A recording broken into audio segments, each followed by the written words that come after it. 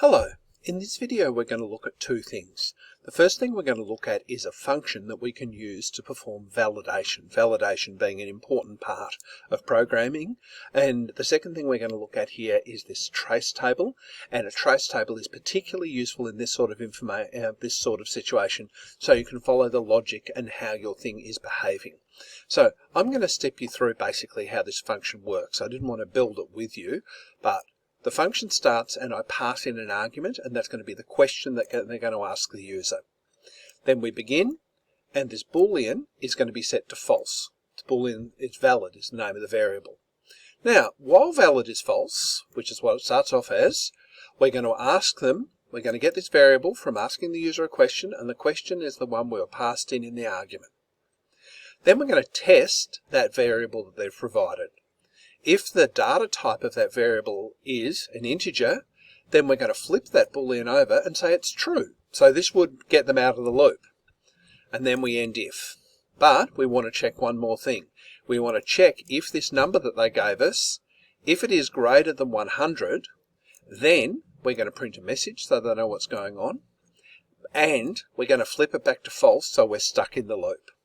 And then that ends that if and the end while. Now, if they pass the first one and didn't pass, as in that second one didn't get fired off, then they'd get excused from the loop and we would simply return the value of user. But let's see what it's like. So what I'm going to do is I'm going to create this thing called number that I want to get, and instead of doing an input, I'm actually just going to call check. And I'm going to pass in whatever the user... Oh, actually, no, I'm not. I'm going to pass in the question. So the question here is, what is your number? Okay, so let's go. Beautiful. All right, so step one is this one here. Beautiful. Too easy. What is your number? Actually, what I might do... Oh, no. You know what? That'll do fine. The input. Well, let's say that I'm inputting in 10. Okay, number at this point actually doesn't equal anything. So that's empty. Valid at this point actually doesn't equal anything. And user doesn't equal anything. Fine. So we go up to the start there, and that's our next line of code. That gets fired off. Well, question. Now, I actually didn't have question in here, so let's add a cell for that to the right. And their question is, what is your number? There we go. So I'll just pop that in there.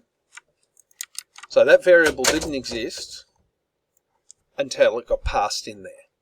Fantastic. Now that's actually probably going to be true for a while there, but I'll deal with that in a tick. Next line, begin.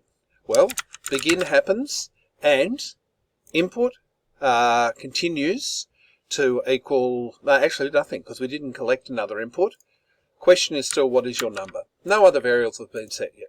There we go. And in actual fact, that's going to be true for a while there, so I'm just going to populate that in advance. Okay, so valid now equals false. Fine. Well, that's good, because now I can say that valid equals false, so I put that in my table. Great. While valid equals false. Yep. So I put that in, and what's my value? Well, it's still false. Now, user. So basically, I'm going through and I'm doing the thinking, but I'm recording it on paper. So, here we go. The input, actually, you know what, we never did input 10. That was a mistake on my part. Here, user input. Okay, so I've got something from the user. I still don't know what number is. Valid is still false, and user is now 10, because that's what I inputted. Okay, let's go to the next line. Now, if you're confused, this is perfectly fine. This should take you a while. You're actually doing some proper thinking here. So, if the type of user equals int, well, again, there's no input here. I'm still false. The user is still 10. And that is still my question. All right. Now, valid is true. Well, as it turns out, because it passed that test, valid is now true. Fantastic. Next line, end if. Well, that doesn't really change anything in terms of that. So I'm just going to copy all of those and paste them in. Yep, all of those things are still true. So on this next line, if user is greater than 100. Well, that doesn't change any of my values either. Valid is still true, user is still 0, question is still, what is your number? Print, too large. Actually, you know what I should have here? I should have a column here for output. Now, I actually don't think this program does any outputting, but it would be good if I had a column in here for output, just so that we could record any messages that it did print. Because if we were to run this and it failed over here, then we would have some output. Okay, too easy. So, print, too large. Yeah, well, that's what the line does, but because we didn't set off that conditional, then it doesn't actually print anything. Valid equals false. Well, it says that, but because I actually, again, didn't trigger that, then valid actually doesn't change those. They're still the same. There we go. End if. Again, no changes there. And again, I'm going to paste that in. Oops, that's wrong. You know what, I might as well just write that in. 10. What is your number? Okay, end while. There we go. And in actual fact, I am going to just do a couple of... So, here, it is exactly the same.